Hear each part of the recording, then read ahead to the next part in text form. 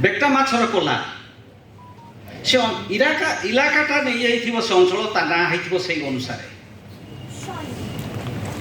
ସେ ଆଜି କୋଉଠି ଅଛି?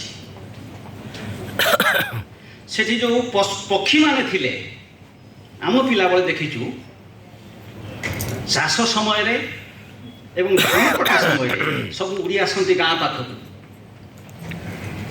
ଏତେ ପାଚିଲା ଧାନ ଖାଇଥିବେ ଯେ ଉଠି ପାରନ୍ତିନି, ଘଣ୍ଟେ 2 ଘଣ୍ଟା ପଡ଼ିକି ରହିବେ, ତାପରେ କିଛି ପେଟରୁ କିଛି ହଜମ ହେଇଗଲା ପରେ ଉଡ଼ିକି ଯାଆନ୍ତି।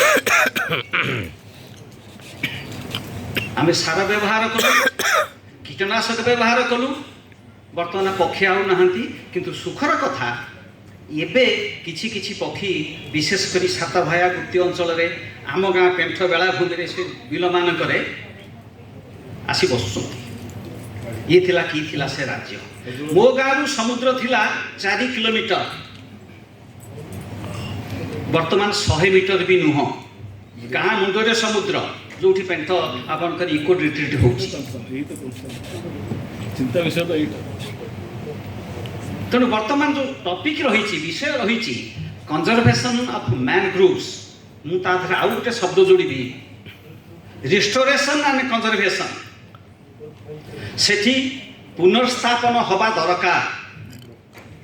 କାହିଁକି ଦରକାର? ଆମର ବାତ୍ୟା ବନ୍ୟାର ଅଞ୍ଚଳ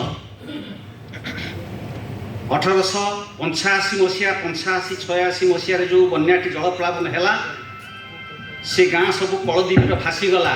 ଆମେ 3 ଖଣ୍ଡ ଗାଁ ଯେଉଁଠି ଏବେ ଅଛି, ଯେଉଁଠି ଲୋକ ରହୁଛନ୍ତି, ଗୋଟିଏ ହେଉଛି ଡକ୍ଟର କେଳୁଶରଣ ସ୍ୱାଇଁଙ୍କ ଗାଁ ବଡ଼ ନାଉକଣା, ତା ପାଖରେ ଗୋଟେ ଗାଁ ଅଛି ସୁନ୍ଦରୀପାଳ, ତାପରେ ମୋ ଗାଁ ପେଣ୍ଠ ପ୍ରସନ୍ନପୁର। ଆଉ ସବୁ ବେଛ କରି ମଉଜା ହେଇଗଲାଣି। ଏବଂ ଏ ପ୍ରକାର ପରିସ୍ଥିତିରେ ଆମେ ଟୁରିଜିମ୍ କଥା ଚିନ୍ତା କରୁଛେ, ପୁଣି ଇକୋ ଟୁରିଜିମ୍, ଅର୍ଥାତ୍ ପରିବେଶ ବି ସୁରକ୍ଷିତ ହେବ, ପର୍ଯ୍ୟଟନ ବି ହେବ। ପର୍ଯ୍ୟଟନ ଆଉ ମନୋରଞ୍ଜନ ହେଇକି ନାହିଁ, ପର୍ଯ୍ୟଟନ ଗୋଟେ ଶିଳ୍ପ ହେଇସାରିଛି, ଇଣ୍ଡଷ୍ଟ୍ରି। ଯେ ଇଣ୍ଡଷ୍ଟ୍ରି ହେଲେ କ'ଣ ହୁଏ? ବିକାଶ ଏବଂ ବିନାଶ, ଏ ଦୁଇଟି କଥାକୁ ଆମେ କହୁଛେ। ଇକୋଲୋଜି ସଂରକ୍ଷଣ, ପର୍ଯ୍ୟଟନର ବିକାଶ।